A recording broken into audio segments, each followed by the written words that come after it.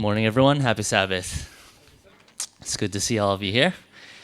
We also want to welcome our online viewers, for those of you who are joining us online. Now, before we begin the message for today, I've been instructed to mention to all of you that we have a lunch after the service is over. And so we just want to invite you to stay with us and thank you. We just want to invite you to stay with us and share a meal, and it gives us a chance to just get to know you better and connect with you. So the introduction to this message is going to be a little bit different from the norm. It was kind of inspired by a trivia night that we had years ago, organized by Sam and Michael, and they had this section in the trivia night entitled Shakespeare or Batman. And what you're going to do is you're going to try and figure out, is the quote on the screen quoted from by Shakespeare, or is it quoted from by Batman? So I'm going to ask you guys questions. You'll just raise your hand, and then you'll see the answer. Let's see if this works. Okay, Shakespeare or Batman? Here's the first quote. I will encounter darkness as a bride and hug it with my arms. How many of you think it's Shakespeare, right hand, Batman, left hand? Okay, the answer is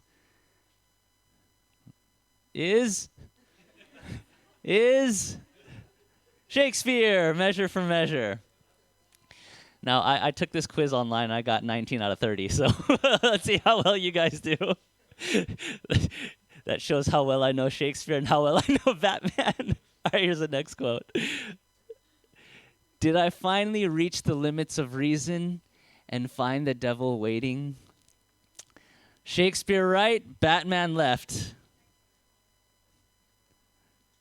The answer is Batman in Batman R.I.P. Okay. Okay. Next quote. Vengeance is in my heart, death in my hand, blood and revenge are hammering in my head. Shakespeare right, Batman left.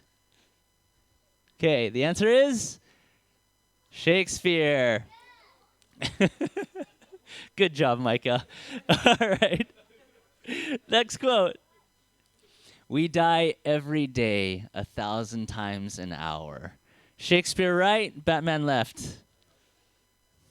Okay, answer is Batman. Okay. You can see the answers. Should I just forward through the...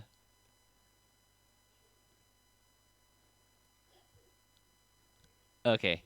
I'm a man of 30, of 20 again. The rain on my chest is a baptism. I'm born again. Shakespeare right, Batman left. Let's see. Batman, Dark Knight Returns. Okay, second to the last one, I think. Smoldering I burn you, burning you I flare, hot and bright and fierce and beautiful. Shakespeare right, Batman left. Batman, Dark Knight Returns. Okay, here's the last one, I think. Peace has cost you strength. Victory has defeated you. Peace has cost you strength. Victory has defeated you. Shakespeare right, Batman left. The answer is trick question. It's Bane in Dark Knight Rises. So, rightly or wrongly, the sermon for today is based off of this line. And what I want to share today is that Bane highlights this interesting or this profound idea. And the scene goes that in the movie, Batman is engaging in combat with Bane, and as they're kind of fighting each other, Batman flicks this switch on the side of his belt, and the lights go off. And as Batman circles in the shadows to try and look for a time and a place to strike, Bane turns around slowly and he says, You think darkness is your ally, but you merely adopted the dark. I was born in it. I will show you where I've made my home while preparing to bring justice. And here's what Bain is saying. He's saying success can cultivate comfort and complacency, and Bruce Wayne only knows success. In contrast, adversity can be the birthplace of grit and strength. So today we're going to be looking at the story of Samson, and I'm going to invite you to turn to Judges chapter 13. It's page 213 in the World Changer Bible. 213.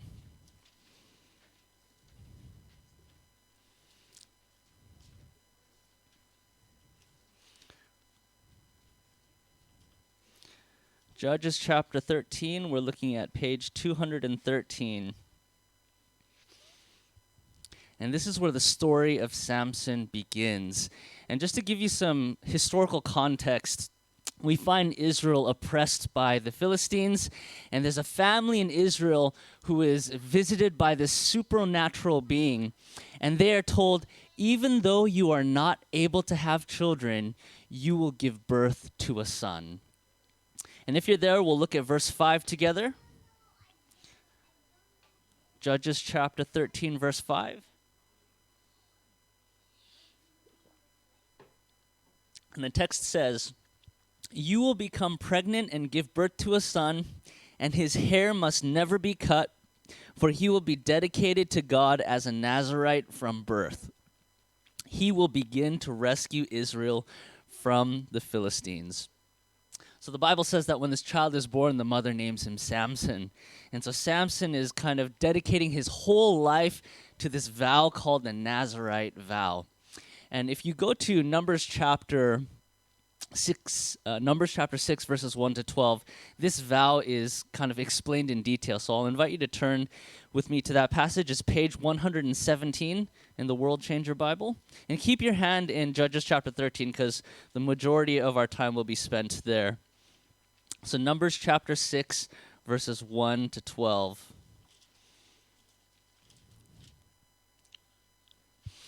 And I'm just going to summarize a portion of it, and then we're also going to read a large portion of it as well.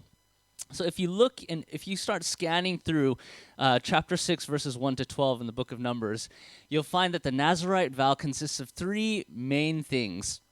In verse 3, it says, the person who has taken the Nazirite vow is not supposed to take any wine or anything that is fermented. They are not supposed to take anything from the vine. So, for example, no grape juice, no grapes, no sultanas, no grapeseed, nothing that comes from the vine. Verse 5, the person who is taking the vow of the Nazirite is not supposed to cut their hair. There's kind of like this outward communication that they're committing this portion of their lives to God. And then in verse 6, they're not supposed to go near dead bodies. And so if you look at verse 5, I actually want to read a significant portion of this vow because this part of the rules surrounding cutting of hair and not going around dead bodies is a very interesting one, especially in the context of the story of Samson. So we pick up in verse 5, and it says, "They must never cut their hair throughout the time of their vow, for they are holy and set apart to the Lord. Until the time of their vow has been fulfilled, they must let their hair grow long, and they must not go near a dead body during the entire period of their vow to the Lord. Even if the dead person is their own father, mother, brother, or sister, they must not defile themselves, for the hair on their head is a symbol of their separation to God. This requirement applies as long as they are set apart for the Lord. If someone falls dead beside them, the hair they have dedicated will be defiled. They must wait for 7 days and then shave their heads. Then they will be cleansed from their defilement." So think about the significance of this vow. No parties, no weddings, no funerals, because it's at those places where all these things are done. And so the person who engages in the vow of the Nazirite has a very strict life. They can't even go to their own family's funeral. Now, there's a spiritual reason why death in the Bible is connected to uncleanliness. And because from the biblical perspective, death is a result of sin, and those two can never be separated. And so God's mission on earth is to take away the uncleanliness of the earth, and God is communicating death is not supposed to be something that humans are used to. And that's why we have a natural emotional response to death, and that usually isn't being joyful and happy. Right? Something in us says, this is not right. And God is communicating, this isn't right. Death is connected to uncleanliness, and hence the importance of Jesus in bringing about the promise of eternal life. So back to the Nazirite vow. The participant of the vow is not allowed to cut their hair unless they come in contact with a dead body. And so there's that spiritual implication.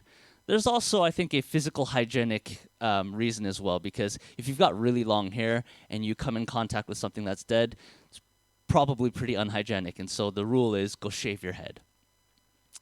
Now, if you keep reading from verses 10 onward, it says, on the 8th day, they must bring two turtle doves or 2 young pigeons to the priest at the entrance of the tabernacle. The priest will offer one of the birds for a sin offering and the other for a burnt offering. In this way, he will purify them from the guilt they incurred through the contact with a dead body. And so the last part of the vow of the Nazirite is, as the individual shaves their head, they go and offer a sacrifice, and that's supposed to cleanse them from that defilement. So going back to Judges chapter 13, verse 5, and I think I've got it on the screen here.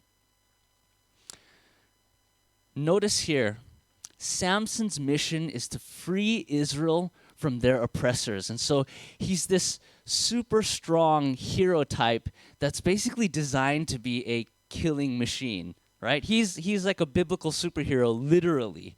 And his job is go be a judge and go beat the enemies. And the contradiction here is that the moment he beats his enemies, he's got to shave his head. But the strength of, or the secret to his superpower is in his hair. And so the moment he finishes his task, he becomes a normal human being. And that's actually what he's supposed to do. And at first glance, this may seem like an oversight in the vow.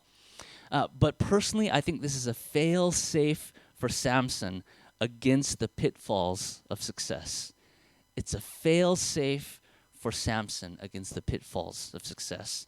And here's what I mean. Let's go back to Judges, the book of Judges. We're going to start in chapter 14, or we're going to pick up in chapter 14. And we'll read through and narrate a good portion of the story. I'm going to ask you to bear with me as there's a fair amount of background that needs to be covered to get to the point of the sermon. But Judges chapter 14, and we're going to pick up in verses 1 and 2. And here's what the text says. One day, when Samson was in Timnah, one of the Philistine women caught his eye.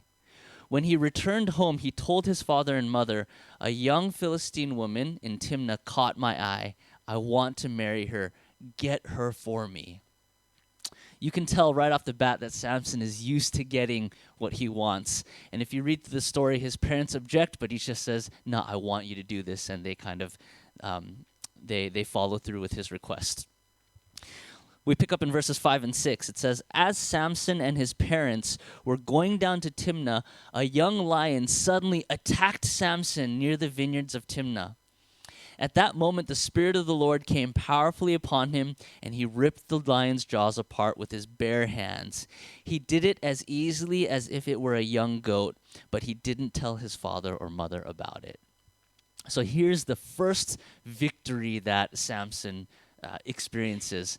He defeats this lion, and there's a peculiarity in the story where he leaves with his parents, but when he meets the lion, he's not with his parents. Right? He kills the lion and he doesn't tell his parents about it.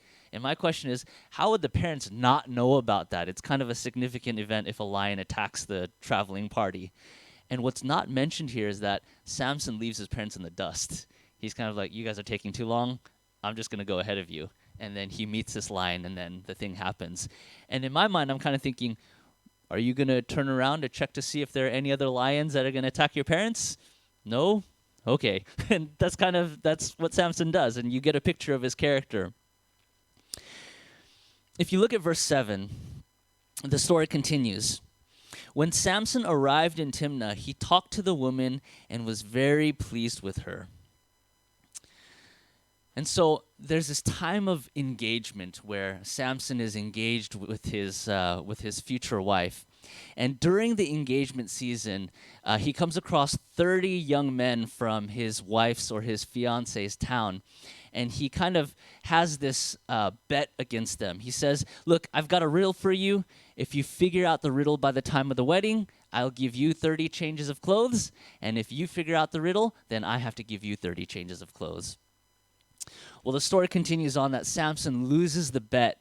His wife gets the answer from him, and she gives the information to the 30 young men of her town. And if you look at verse 19, notice how Samson responds. Verse 19 says, Then the Spirit of the Lord came powerfully upon him. He went down to the town of Ashkelon, killed 30 men, took their belongings, and gave their clothing to the men who had solved his riddle. But Samson was furious about what had happened, and he went back home to live with his father and mother. So his wife was given in marriage to the man who had been Samson's best man at his wedding. So think about this for a second. Samson commits mass murder after losing a bet. Can you imagine what's going to happen after he figures out he's lost his wife? The story continues on. Samson burns down the grain fields and the vineyards and the olive groves of the area. Imagine someone burning down the Yarra Valley. Like, how are people going to respond to that? And in the story, the Philistines are outraged, and they respond by burning down Samson's father-in-law's house while his wife and father-in-law are in it. So we continue on, chapter 15, verses 7 and 8. Because you did this, Samson vowed, I won't rest until I take my revenge on you. So he attacked the Philistines with great fury and killed many of them. Then he went to live in a cave in the rock of Etam. So this starts all-out war against Samson and the Philistines. And at this point, the Philistines gather themselves as an army, and they go to Judah. And the men of Judah kind of wonder what's going on, and they find out the backstory. And so they find Samson, and they say, please turn yourself in. We need to bind you. And Samson nods his head, and he says, okay, I'll go do this. So we pick up in verse 14 and 15. The story says, As Samson arrived at Lehi, the Philistines came shouting in triumph. But the Spirit of the Lord came powerfully upon Samson, and he snapped the ropes on his arms as if they were burnt strands of flax, and they fell from his wrists. Then he found the jawbone of a recently killed donkey. He picked it up and killed 1,000 Philistines with it.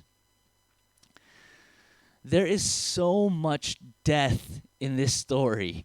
It's 2 chapters, and it's difficult to count. It's difficult to have a body. And here's why.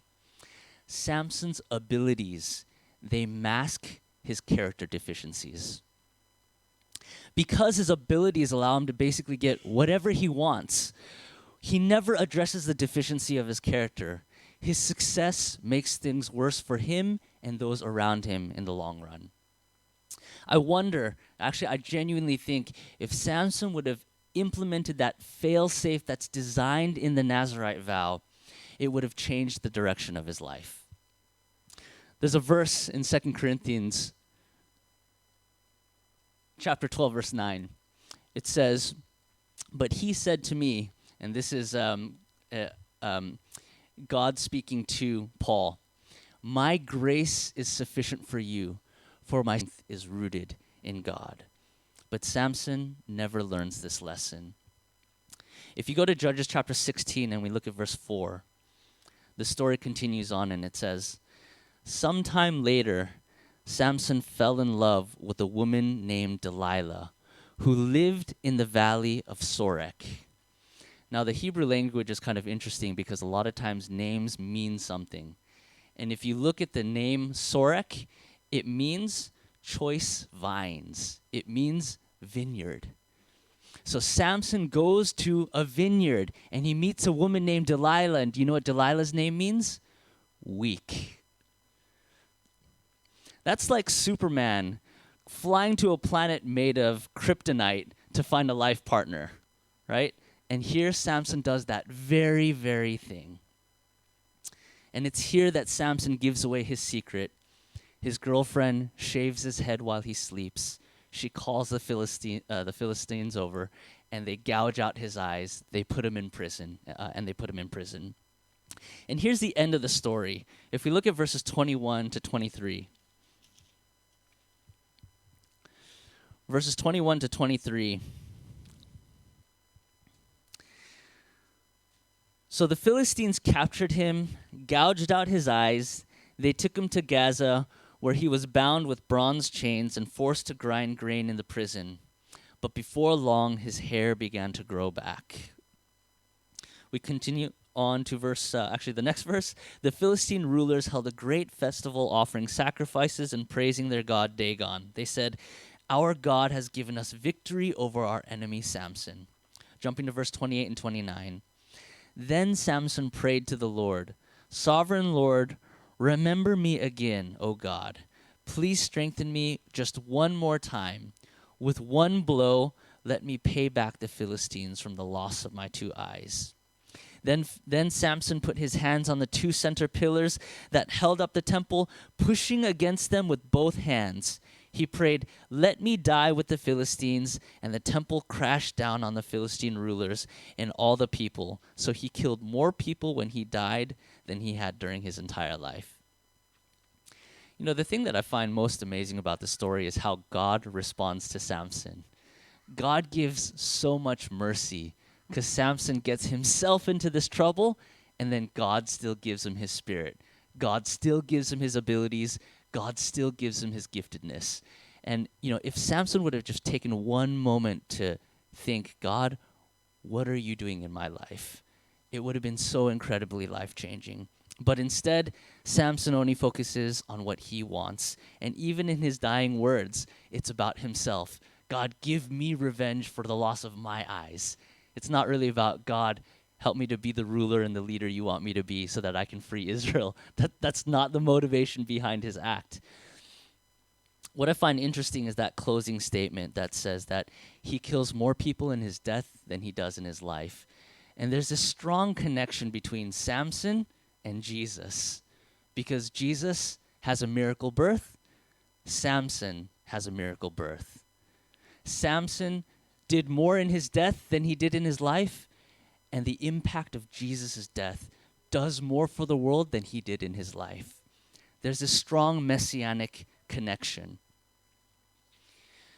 I'd like us to think about Jesus.